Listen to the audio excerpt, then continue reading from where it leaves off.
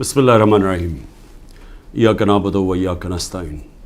میرے پاکستانیوں، سب سے پہلے تو یوب کے اندر جو ہمارے فوجی شہید ہوئے اور جو زخمی ہوئے، میں ساری قوم کی طرف سے ان کے خاندانوں کو، ان کے بہن بھائی، رشتہ دار، بیوی، بچے، ماں باپ، ہم سب ساری قوم کی طرف سے آپ کے لیے دعا کرتے ہیں کہ اللہ آپ کو صبر دے اور آپ کو طاقت دے یہ مشکل وقت کا سامنا کرنے کے لیے۔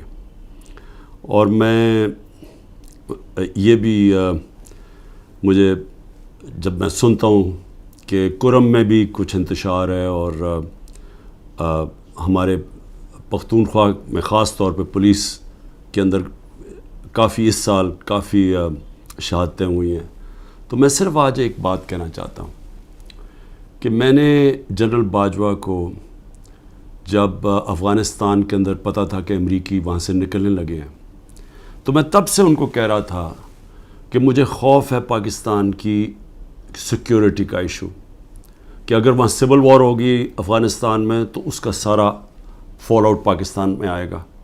میں اپنی کیبنٹ کو بتاتا رہا، ساری میری کیبنٹ گواہ ہے کہ میں ان سب کو کہتا تھا کہ جو 21 اور 22 کی سردیاں وہ ہمارے لیے بہت اہم، کرٹیکل ہیں، مشکل ہیں، سب کو میں بتاتا تھا۔ اور میں نے جب جنرل فیض کی بات کی اور جنرل باجوہ کو میں نے سمجھایا کہ صرف جنرل فیض کو سردیوں تک اس لیے رکھنا چاہتا ہوں کہ وہ 5 سال سے وہ سیکیورٹی چیف ہیں، انٹیلیجنس کے چیف تھے پاکستان میں، ان کے رابطے تھے افغانستان کے طالبان سے بھی، دوسری حکومت سے بھی، اور ان کا ہونا اس وقت بڑا ضروری تھا جب یہ چینج اوور ہو رہا ہو۔ تو میں نے کبھی بھی یہ نہیں سوچا تھا کہ آرمی چیف جنرل فیض کو میں نے بنانا ہے، کیونکہ مجھے تو پتہ ہی نہیں تھا باقی کون تھے جو رننگ میں تھے۔ لیکن یہ جنرل باجوہ نے اپنی ان کو لوگوں کو بتایا ہوا تھا کہ عمران خان نے فیصلہ کیا ہوا ہے، ان کو میرے خلاف کیا۔ اور جو اصل ایشو تھا کہ جب یہ چینج اوور ہو رہا تھا افغانستان میں، تو یہ بڑا امپورٹنٹ تھا کہ اس وقت جو ایکسپیرینسڈ سیکیورٹی چیف تھا وہ ڈیل کرتا، کیونکہ اگر ہم نے، اور میں میری کیبنٹ گواہ اس کی، میں بار بار کہتا گیا کہ اگر ہم نے یہ صحیح طرح ٹرانزیشن ہم نے نہ کی تو پاکستان کو مسئلے مسائل آئیں گے۔ اور شروع میں کچھ نہیں ہوا، لیکن کیونکہ نہ ٹائم دیا گورنمنٹ نے، جو انہوں نے فیڈرل گورنمنٹ لے کے آئے، نہ ان کو کوئی انٹرسٹ تھا، یہ تو اپنے چوریاں معاف کرنے میں لگ گئے آتے ساتھ ہی، نہ ان کو سمجھ تھی۔ اس کے علاوہ جو مسئلہ آیا، جیسے ہم نے گورنمنٹس اپنی پختونخوا کی اور یہ پنجاب کی جب ختم کی، اور یہ جو کیئر ٹیکر سیٹ اپ آیا، کیئر ٹیکر سیٹ اپ کو ان کو کوئی انٹرسٹ ہی نہیں ہے اس چیز کے اندر، نہ ان کی کوئی اہلیت ہے۔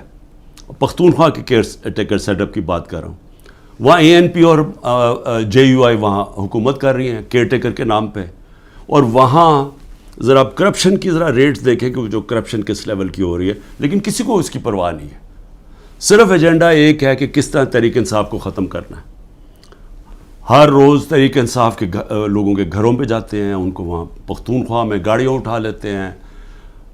پختونخوا کے اندر جدھر خاص طور پہ کنزرویٹو ہیں لوگ، ادھر گھروں میں بھی گھسنا شروع ہو گئے ہیں، اور صرف کوشش ادھر بھی اور سارے پاکستان میں ہے کہ اس وقت تحریک انصاف کو کیسے ختم کرنا ہے۔ سارا انٹیلیجنس ایجنسیز کی کانسنٹریشن بجائے یہ کہ وہ دیکھیں کہ ملک کو سیکیورٹی دیں، جو کہ یہ پھیلتی جا رہی ہے، یہ جو دہشت گردی ہے، بجائے اس کے اوپر کانسنٹریٹ کریں، وہ ساری کانسنٹریشن ہے کہ اس پارٹی کو کیسے ختم کرنا ہے۔ الیکشن آ رہے ہیں، الیکشن سے پہلے پارٹی کو کیسے ختم کرنا ہے۔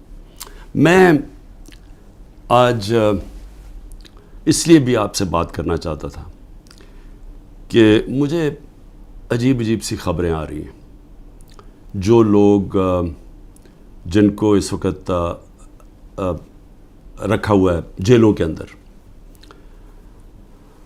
اب کیا کوشش کی جا رہی ہے، اپروورز ڈھونڈے جا رہے ہیں ہمارے لیڈرشپ سے، یا وہ لوگ جو پکڑے ہوئے ہیں ان سے اپروور کیا بن رہے ہیں، اپروور کا وعدہ معاف گواہ کیا ہے کہ جی یہ کہیں کہ یہ عمران خان کے کہنے کے اوپر ہم نے یہ کور کمانڈر کے گھر میں حملہ کیا، اور وہاں جا کے یہ بھی سننے ہیں، ذرا سنیں بات، کہ وہاں جو کاغذات جو سیکرٹ فائلز پڑی تھی ان کو کسی طرح آگ لگانی تھی یا کیا کرنا تھا۔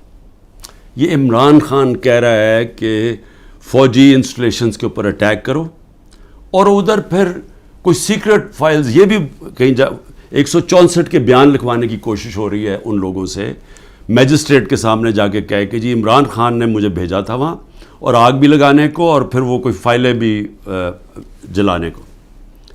اب میں جو یہ کرنے کی کوشش کر رہے ہیں، میرا آپ سے سوال ہے، پہلی چیز کہ کیا یہ پبلک مان جائے گی اس کو کہ عمران خان چاہے گا کہ فوجی نہتے شہریوں سے فوج کے اوپر اٹیک کروائے گا عمران خان؟ یا تو چلیں یہ کہنا بغاوت کا مطلب ہوتا ہے کہ بندوقوں سے اٹیک ہوتا ہے، سول وار میں دونوں طرف بندوقیں ہوتی ہیں، آپ سول وار کی بات کر رہے ہیں نا، بغاوت کیا؟ اپنی فوج کے خلاف اگر عمران خان کرے گا تو وہ کوئی عورتیں جن کو پکڑا ہوا ہے، کیا وہ عورتیں جائیں گی وہاں، اور وہاں نوجوان جائیں گے جن کے پاس کوئی ہتھیار نہیں ہوں گے، وہ جا کے اٹیک کریں گے فوج کو؟ کوئی یہ عقل ہے؟ یہ کیا یہ لوگ مان لیں گے یہ؟ اور پھر بیان یہ دے رہے ہیں کہ کوئی کاغذات وہاں، کوئی میں نے ملک کی سیکرٹس کے اوپر کوئی کچھ کرنا تھا، یعنی میں نے کوئی ان کی سیکرٹ فائلز کوئی جلانی تھی یا کیا کرنی تھی۔ عمران خان کا جینا مرنا پاکستان میں، اس کی کوئی باہر نہ پراپرٹیز ہے، نہ پیسہ ہے، نہ بینک اکاؤنٹس ہیں۔ کیا وہ جس ملک کے اندر جینا مرنا چاہے گا، وہ چاہے گا کہ اس ملک کی فوج تباہ ہو جائے؟ اور جب کہ اس کو پتہ ہے کہ ساتھ والا جو ہمارا ہمسایہ ہے، اس کے اندر جو RSS کی آئیڈیالوجی ہے، جو ان کا نظریہ ہے، وہ پاکستان کو تسلیم ہی نہیں کرتے، وہ جو مسلمانوں پہ ظلم کر رہے ہیں وہاں ہندوستان میں، تو ان کی تو پوری آئیڈیالوجی ہے اس چیز پہ، وہ تو پیچھے دیکھتے ہیں کہ جب سے مسلمان آئے ہماری ہندوستان کی تباہی ہوئی ہے، وہ تو ہمیں سارا ذمہ دار، ہر بری چیز کا ذمہ دار وہ مسلمانوں کو اور پھر پاکستانیوں کو ٹھہراتے ہیں۔ تو کیا عمران خان جو ایک آزاد انسان ہے، وہ چاہے گا کہ اپنی فوج کمزور ہو جائے؟ اور فوج کمزور ہونے کا مطلب کہ ملک پھر ٹوٹ جائے، کیونکہ اتنا بڑا جو ہمارا ہمسایہ جو مضبوط ہوتا جا رہا ہے، تو ان کے تو آپ تھنک ٹینکس میں دیکھیں، ان کے تو تھنک ٹینک کہتے ہیں کہ پاکستان کو 3 حصے میں کر دو۔ سو پہلے تو یہ جو 164 کا بیان ہے، یہ اگر لکھوا بھی لیں گے لوگوں سے، کیا یہ قوم مان جائے گی؟ کیا 9 مئی کا قوم مان گئی ہے کہ یہ عمران خان نے ساری سازش کی تھی؟ یعنی اپنے اوپر یہ حملہ کروایا پہلے کمانڈو سے، اور اپنے آپ کو پھر اس نے جیل میں ڈلوایا، اور پھر وہ سارا پلان کے تحت اس نے فوج کے اوپر حملہ کروا دی۔ کیا یہ قوم مان گئی ہے کہ یہ جو سازش ہے، بغاوت ہے، یہ قوم مان گئی ہے کہ عمران خان بہت بڑا غدار ہے؟ اور اگر آپ نے چیک کرنا ہے تو اوپینین پولز دیکھ لیں، سرویز اٹھا کے دیکھ لیں، کوئی سروے اٹھا کے دیکھ لیں، دکانوں میں نکل جائیں، بازاروں میں پوچھیں کہ کیا یہ واقعی عمران خان نے بغاوت کی تھی؟ اور میں آپ کو اس لیے یہ کہہ رہا ہوں کہ دیکھیں، جو پبلک اوپینین ہے وہ اس طرح کنٹرول نہیں ہو سکتا۔ آپ پروپیگنڈا سے پبلک اوپینین کو نہیں کنٹرول کر سکتے کہ یہ اگر 164 کا بیان آ بھی جائے گا، عمران خان کو جیل میں بھی ڈال دیں گے، سزا بھی دلوا دیں اس کو، سالوں میں جیل میں رکھ لیں، کیا قوم مان جائے گی اس کو؟ کیا دنیا مان جائے گی؟ کیا جو بیرون ملک پاکستانی ہمارا سب سے بڑا اثاثہ بیٹھا ہوا ہے، 1 کروڑ پاکستانی باہر بیٹھا ہوا ہے، جن کی دولت سارے 25 کروڑ پاکستانیوں سے زیادہ ہے، اور وہی پھر سے میں کہتا ہوں، جب انشاءاللہ اس ملک کو ہم اٹھائیں گے ایک دن، تو وہ ان کی انویسٹمنٹ آئے گی جو بچائے گی شروع میں پاکستان کو، اور پھر دنیا سے انویسٹمنٹ آئے گی۔ تو میں ایک تو یہ کہنا چاہتا تھا کہ یہ اور کئی لوگوں کے اوپر تشدد کیا گیا ہے، بری طرح تشدد کیا گیا، اور صرف یہ بیان دلوانے کے لیے۔ اس کے علاوہ جو ہمارے سینئر لوگوں کو رکھا ہوا ہے جیلوں کے اندر ابھی تک، ان سے صرف وہ کہ جی بس بیٹھ کے کہہ دے کہ میں تحریک انصاف چھوڑ رہا ہوں۔ پھر ایک اور سازش چل رہی ہے، وہ کیا ہے؟ سازش یہ ہے جی کہ ہمارے اندر لوگ چھوڑے ہوئے ہیں، ہماری اپنی پارٹی کے، اور وہ جو جن کو انہوں نے توڑ لیا، جن کو انہوں نے کہلوا دیا کہ جی اب تو عمران خان کے اوپر کانٹا ڈال گیا، اس نے تو آنا نہیں ہے، تو وہی لوگ جا کے ہمارے لوگوں کو، جو ہمارے ٹکٹ ہولڈرز ہیں پنجاب میں، یا جو ہمارے ایکس ایم پیز ہیں، ان کو جا کے کہہ رہے ہیں کہ جی اب عمران خان نے تو آنا نہیں ہے، اس کے اوپر تو فیصلہ ہو گیا کہ اس کے اوپر تو ہم نے کانٹا ڈال دیا، تو اس نے آنا نہیں ہے، پارٹی بھی ختم ہو جائے گی اب. تو اس لیے بہتر یہ ہے کہ آپ ایک اور کسی یا یہ جو پی ڈی ایم کی پارٹیز میں چلے جائیں یا جو بھی ہم نے نئی کوئی پارٹی بنائی اس کے ساتھ چلے جائیں. یہ ایک پروپیگنڈا چل رہا ہے ہمارے لوگوں کو. لیکن میں آج سوال پوچھتا ہوں کہ کیوں نہیں پارٹی ٹوٹ رہی؟ کیوں نہیں وہ لوگ جن کے گھروں پہ حملے ہو رہے ہیں، ان کے بیوی بچوں کے اوپر حملے، ان کو بھی نہیں بخش رہے، ان کے بہنیں، ان کے رشتہ دار، ان کے بزنسز، ان کو نہیں بخشا جا رہا؟ وہ ہو رہا ہے پاکستان میں جو میں کبھی بھی نہیں سوچتا تھا کہ ہماری ملک میں ہو سکتا ہے. نہ کوئی ہماری روایتوں کی کوئی فکر کرتا ہے، نہ جو ہمارا دین جو نبی صلی اللہ علیہ وسلم کی سنت تھی، حکم دیتے تھے کہ جنگ پہ جاؤ تو عورتیں بچے بوڑھوں کو، آپ نے دشمنوں کے عورتیں بچے بوڑھوں کو ہاتھ نہیں لگانا. یہاں نہ بوڑھے دیکھے جاتے ہیں، ماں باپ نہ دیکھے جاتے ہیں، نہ بچے دیکھے جاتے ہیں، نہ عورتیں. میری بہن، میری 3 بہنیں، ان تینوں کے کچھ نہ کچھ ان کے اوپر، ایک بہن کے اوپر کرپشن کیسز ڈالے ہوئے ہیں، دوسرے کے بیٹے کے اوپر FIR کاٹ دیے ہیں، ایک کے اوپر ایک کا بیٹا باہر چلا گیا، پاکستان سے باہر چلا گیا. تو ان سب کے اوپر کوئی نہ کوئی کیسز چل رہے ہیں، بیوی کے اوپر کیسز چل رہے ہیں. یہ کب تھا مجھے بتائیں کہ ہماری پولیٹکس میں یہ کب ہم اتنے نیچے گرے تھے؟ ہاں تھے، یہ نواز شریف کی خاص طور پہ، یہ شریف خاندان کا تھا کہ گھر کی عورتوں کے اوپر ہمیشہ اٹیک کرتے تھے. بے نظیر کی اور اس کی والدہ کی تصویریں انہوں نے لاہور کے اوپر نیچے پھینکی، گندی تصویریں. انہوں نے وہ جو ویڈیو ٹیپس، مریم ماہر ہے ٹیپس کے اوپر، وہ ٹیپس بنا لیتے ہیں، بلیک میل کرتے ہیں. یہ تو تھا ان کی روایت پرانی. لیکن یہ ہماری اس قوم کے اندر، ہمارے کبھی بھی ویلیو سسٹم میں اس طرح ہم کبھی بھی نہیں گرے تھے. اس کے علاوہ لوگوں کو اغوا کیا ہوا ہے. اور میں یہ ذرا بتا دوں کہ ہمارا اظہر ماشوانی، ہمارے وہ سوشل میڈیا کا، اس کا بھائی کو 2 مہینے سے اٹھایا ہوا ہے. ہمارا جو علی اوان ہے، ہمارے اسلام آباد سے جو MN ہے، ان کے بھائی کو، وہ ایک پروفیشنل ہے، اس کا تعلق ہی کوئی پارٹی سے نہیں ہے، اس کو اغوا کر کے لے گئے. شہزاد اکبر جو انگلینڈ گیا ہوا ہے، اس کے بھائی جو کہ نارمل نہیں ہے، اب نارمل ہے اس کا بھائی، اس کو اٹھا کے لے گئے، وہ غائب کیا ہوا ہے. یہ سب غائب کیے ہوئے ہیں. جب عدالت میں جاتے کہ جی پیش کرو، پولیس کہتی جو ہمیں پتہ ہی نہیں کدھر گئے. اعظم خان جو میرے پرنسپل سیکرٹری تھے، ان کو اٹھا کے غائب کر دیا ہے. اور کوشش کیا ہو رہی ہے اس کو اپروور بنانے کی، جی عمران خان کے خلاف کوئی سٹیٹمنٹ دیں کہیں نہ.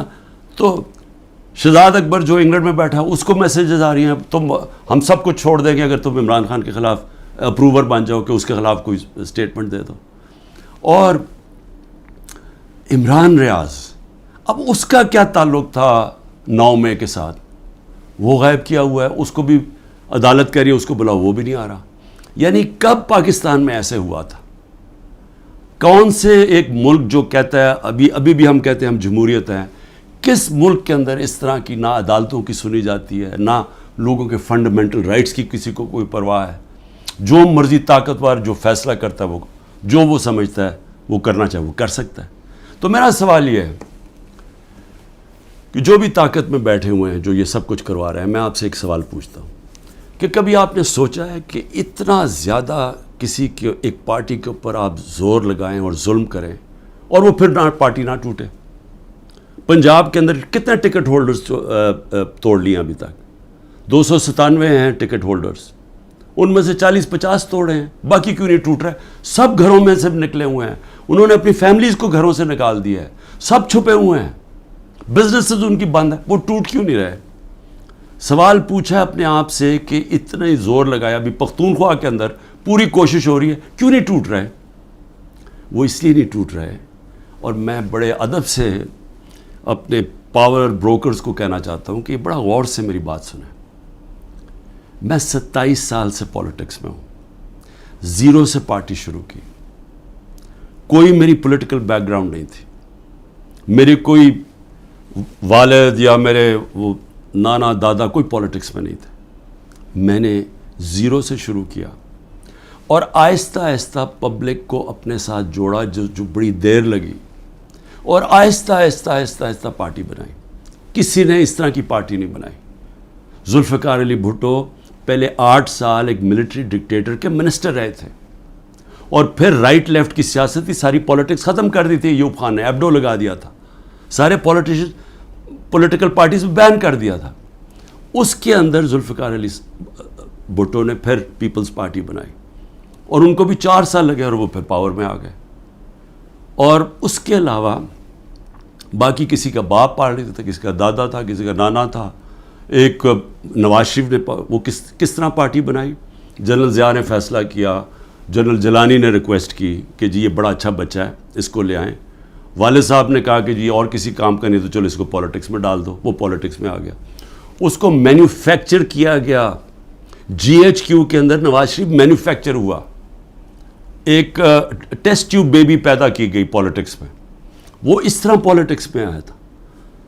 تو تجربہ، میں صرف یہ کہہ رہا ہوں کہ جس آدمی نے زیرو سے پارٹی شروع کر کے 2 پارٹی سسٹم بریک کر کے آج اللہ کا کرم ہے سب سے بڑی پارٹی ہے پاکستان میں، تو کم از کم میرے ویوز ہی سن لیں. کیونکہ یہ جو بھی آپ حربے استعمال کر رہے ہیں یہ آپ کامیاب نہیں ہونے لگے. یہ آپ ملک کی تباہی کریں گے لیکن آپ کامیاب نہیں ہوں گے. کیونکہ دیکھیں، جب ایک آئیڈیا، اور یہ پولیٹکس یہ 90 کی دہائی کی پولیٹکس نہیں ہے. 90 کی دہائی میں پولیٹکس کیا تھا؟ الیکٹیبلز تھے، اسٹیبلشمنٹ انہوں نے ایک طرف ایک پارٹی کا ساتھ دیتی تھی، الیکٹیبلز تھوڑے ادھر چلے جاتے تو وہ پارٹی جیت جاتی تھی. یہ تھی 90 کی دہائی کی پولیٹکس. اور پھر یہی آگے جب جنرل مشرف نے کیا کیا،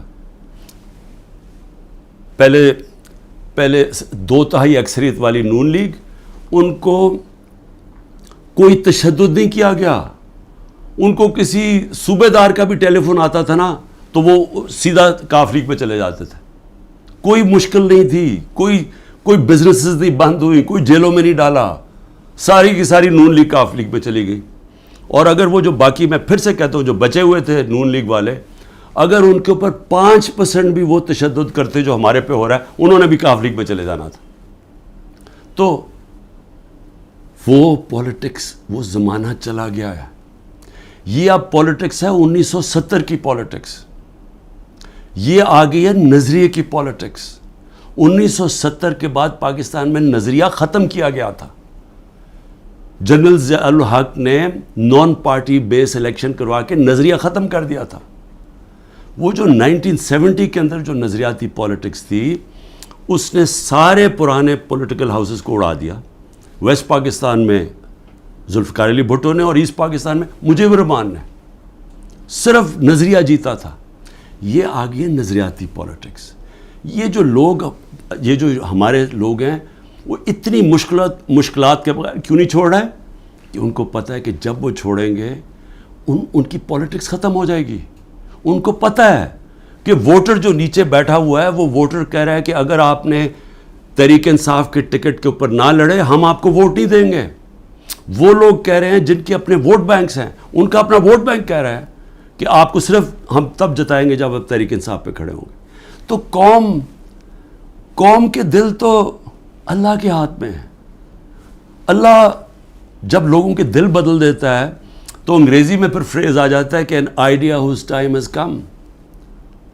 No number of armies can destroy an idea whose time has come. جتنی مرضی فوجیں ہوں، وہ جب ایک نظریے کا وقت جو اللہ ڈالتا ہے دلوں میں، جب وہ آ جاتا ہے آپ کچھ نہیں کر سکتے.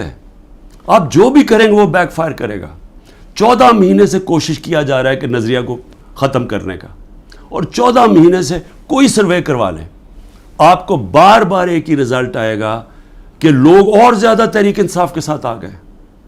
اس لیے میری ریکویسٹ یہ ہے کہ یہ پولیٹیکل انجینئر سے ملک کو تباہ کر رہے ہیں. اس وقت ضرورت ملک کو پولیٹیکل سٹیبلٹی کی ہے. پولیٹیکل انجینئرنگ کے جی سارے بندر بانٹ کر دو، یہ چھوٹے چھوٹوں کو کسی کو یہ دے دو اور سیٹیں بانٹ دو پارٹیز کے بیچ میں تھوڑی تھوڑی، اور اپنے بھی لوگوں کو، اور پھر الیکشن کمیشن کے ساتھ دھاندلی کر کے جتا دو. یہ ملک کو ڈی سٹیبلائز کرے گا، یہ سٹیبلٹی نہیں لے کے آئے گا. اس میں بجائے سیاسی استحکام آنے پہ، جس کی وجہ سے معاشی طور پہ استحکام آئے گا، یہ الٹا ہو جائے گا. اس سے ملک تباہی کی طرف جا رہا ہے. اور میں وہ پاکستانی ہوں، پھر سے میں ریپیٹ کرتا ہوں، میں نے یہ ملک کے چھوڑ کے نہیں جانا، میں نے اس ملک کے ساتھ یا اوپر جاؤں گا یا نیچے جاؤں گا. میں وہ پاکستانی آپ کو ایک ملک کی خاطر کہہ رہا ہوں کہ یہ راستہ نہ پکڑیں جس طرف ہم جا رہے ہیں، یہ ظلم نہ کریں. اس کا کوئی فائدہ نہیں ہونے لگا سوائے ملک کو نقصان ہونے لگا. اور یہ اگر خیال ہے اب تک آپ کا کہ میں اس پریشر میں آ جاؤں گا، یہ جو 180 کیسز ہیں 200 کر دیں، کیسز جیل میں ڈال دیں، ڈسکوالیفائی کر دیں، اس سے مجھے کوئی فرق نہیں پڑے گا، کیونکہ میں نے تو جو بھی ہوگا میں تو اپنے نظریے کے ساتھ کھڑا ہوں. لیکن یہ انجینئرنگ سے ملک کو وہ نقصان ہوگا جو ہماری معیشت کوئی بھی نہیں سنبھال سکے گا، اور وہ سب کے ہاتھ سے نکل جائے گی.